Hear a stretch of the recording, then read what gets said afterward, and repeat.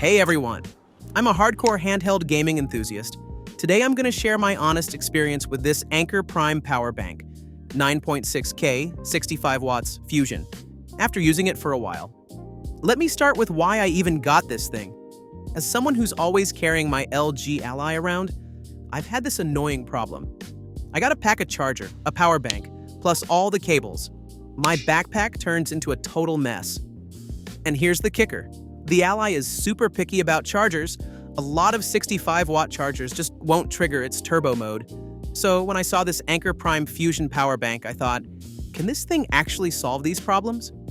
Drop a comment and let me know.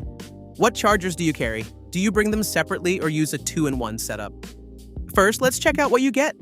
The power bank itself, plus a 1.5-meter braided USB-C cable that feels pretty premium and supports 100 watts. Capacity is 9,600 mAh. Size-wise, it's definitely bigger than your standard 10,000 mAh power bank, about this much extra. I figure that's the space taken up by the built-in charger module. But considering it's a Fusion 2-in-1 design, I think the size is acceptable, definitely lighter than carrying two separate devices. It's got this matte finish coating that won't slip out of your hands. You get two USB-C ports, both supporting 65-watt PD fast charging. Weighs in at 272 grams. Honestly not light, but still within reason. Alright, here's the star of the show. This 1.3-inch smart LCD display on top. This is hands down my favorite feature. Press the button once and you get your current battery percentage. Plug in a device and it shows real-time power output. Check it out. I've got my handheld plugged in right now. At full battery, it's only pulling point-something watts. Now if I power it on, watch the wattage jump immediately. Goes up to the teens. Fire up a game and under heavy load, it'll spike to 50, 60 watts. This real-time feedback is seriously intuitive. You can see exactly how much power your device is drawing at any moment. Press again, and you get battery health, charge cycles, and current temperature. Really useful info for tracking your power bank's condition. Long press to enter settings where you can adjust screen brightness, timeout, stuff like that. For regular users without professional testing equipment, this screen lets you monitor charging status on the fly. Super practical.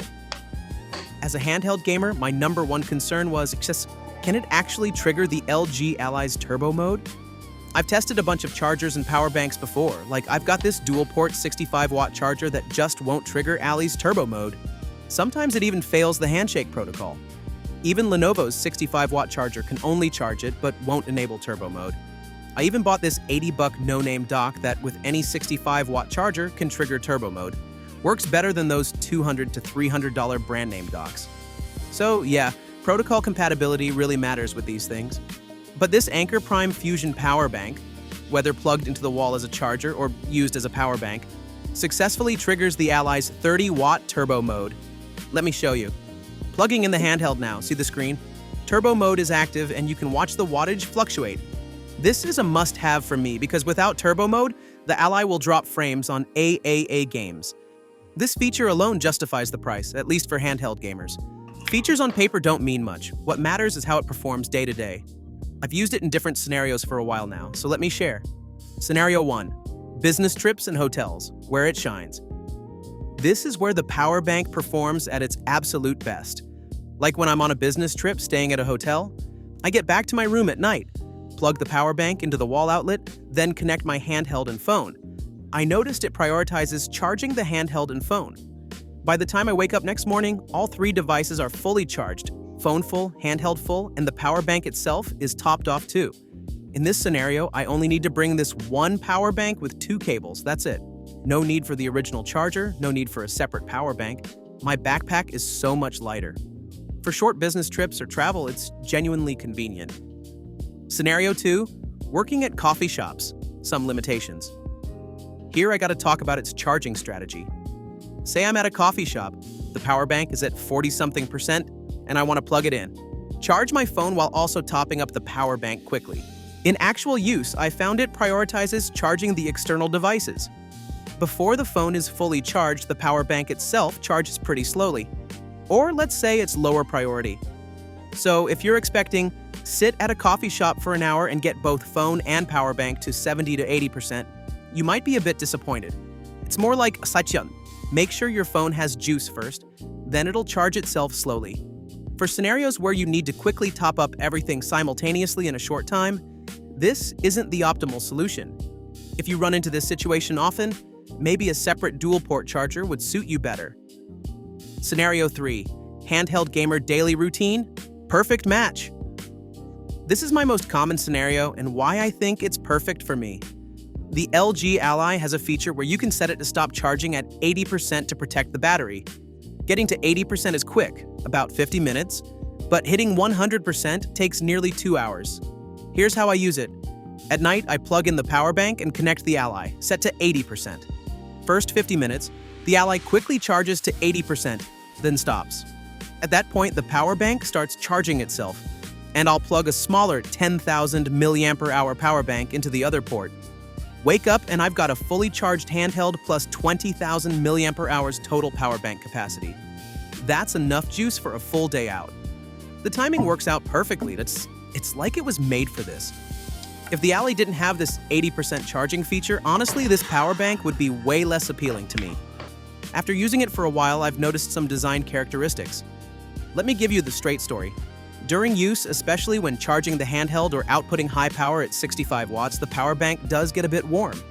In winter, it hits around 40-something degrees Celsius, probably hotter in summer. Feels warm to the touch, but not burning hot. You can also see the real-time temperature on the screen, which I think is a nice touch. Keeps you informed about its current state. I get that this is normal for high power banks. And honestly, compared to the risk of thermal runaway, I'd rather have this more conservative thermal management. This also made me realize why big brands rarely make high-wattage power banks with built-in plugs. Balancing high-power output with compact size is a genuine technical challenge. During use, I noticed it has a clear charging priority. External devices take precedence over the power bank itself, meaning when you plug in your phone or handheld, it prioritizes meeting those devices' charging needs. Only after external devices are full does it allocate more power to charging itself. Whether this strategy works for you depends on your usage patterns. If you mainly do overnight charging, this strategy is totally fine. If you need to quickly top up the power bank itself in a short time, it might not be ideal. Both USB-C ports can output 65 watts, and they intelligently distribute power when used simultaneously. In my daily use, charging handheld plus phone together, or handheld plus another power bank. No issues. After using it all this time, let me break down. Who is this power bank actually for? I think it's for you if you're a handheld gamer, especially with devices like LG Ally or ROG Ally that need high-power charging, frequently traveling short distances, business trips, vacations, mainly charging at hotels, a minimalist who doesn't want a backpack stuffed with charging gear, an overnight charger, plug it in at night, everything's full in the morning. If you're a handheld gamer like me, this product is legit perfect. Now when I head out, this one power bank is all I need. Triggers Ally's turbo mode, works as a charger too. Genuinely convenient. It might not be for you. If you frequently need to quickly charge multiple devices in a short time at coffee shops or restaurants, need to rapidly top up the power bank itself while using it, want the absolute fastest charging speeds, have extremely high demands for size and weight. My honest take, this product's core solution is portability and integration, not charging efficiency. If your use case is similar to mine, mainly overnight charging during business trips and travel, or frequently carrying a handheld around, it's a solid choice. But if you prioritize charging speed or often need quick top-ups in short periods, bringing a separate dual-port fast charger might be more practical.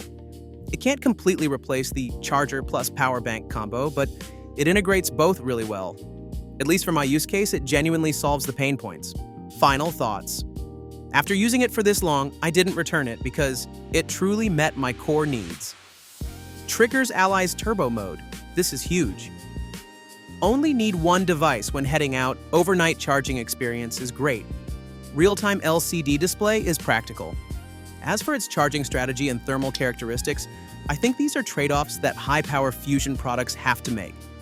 The key is knowing what scenarios it's good for and what it's not. If your needs match its design logic, it's a great product. If not, at least now you know its real-world performance. Drop a comment. Are you handheld gamers? What chargers do you use? Or tell me about your use cases, and I'll let you know if this power bank would work for you. Next time, I'll test some other high-power banks to see if there are better options for different scenarios. Catch you in the next one.